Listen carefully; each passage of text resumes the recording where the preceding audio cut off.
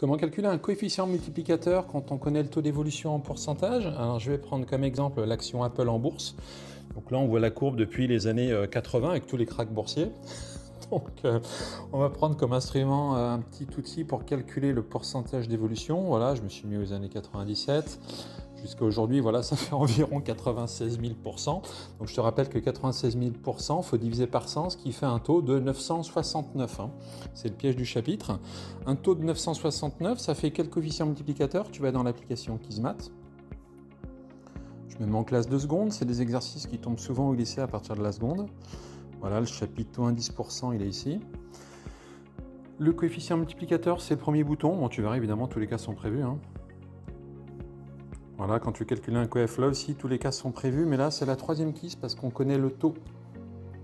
Voilà, je te rappelle que le taux il fait 969 et on va regarder par combien le prix de l'action a été multiplié, ce qu'on appelle un coefficient multiplicateur.